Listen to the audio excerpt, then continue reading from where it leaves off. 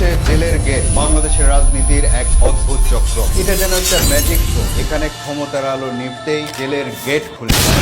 ক্ষমতা হারালেই কোনো না কোনো দুর্নীতির অভিযোগে রাজনীতিবিদদের ঠাঁই হয় জেলখানা। এখানে ক্ষমতা আর জেলখানা যেন একে অপরের ঠাঁই। হোসেন মোহাম্মদ এরশাদ, সেনা শাসক থেকে রাজনীতির মাঠে নামা এই নেতার ক্ষমতার শেষে একগুচ্ছ দুর্নীতির মামলায় ঠিকানা হয়েছিল জেলখানা। খালেদা জিয়া, সাবেক প্রধানমন্ত্রী ও বিএনপির চেয়ারপারসন, ক্ষমতার বাইরে চলে যাওয়ার পরই দুর্নীতির মামলায় ঠাঁই হয় কারাগারে। ১/১১ সেনাবাহিনী নিয়ন্ত্রিত সেই সময়টাতে বিএনপির চেয়ারপারসন খালেদা জিয়া এবং আওয়ামী লীগ সভানেত্রী শেখ হাসিনা সহ বহু রাজনৈতিক ক্ষমতাবান ব্যক্তির স্থান হয়েছিল জেলখানায়। ৫ আগস্ট ২০২৪ ছাত্র জনতার আন্দোলনের মুখে পালিয়ে না গেলে শেখ হাসিনাকেও এমন একটি পরিণতি হয়তো বরণ করতে হতো এবারও। এটা বাংলাদেশের রাজনৈতিক সংস্কৃতিরই একটি অবিচ্ছেদ্য অংশ হয়ে উঠেছে।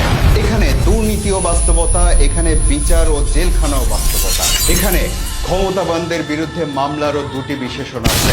একটি হলো রাজনৈতিক ষড়যন্ত্র, অন্যটি হলো ন্যায় বিচারের প্রতিফলন। তাহলে বলাই যায় যে বাংলাদেশের রাজনীতি যেন নেটফ্লিক্সের রাজনৈতিক থ্রিলার সিরিজ।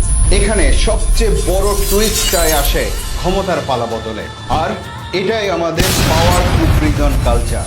শুধু প্রশ্ন একটাই, সেই দৃশ্যটা কে লিখবে?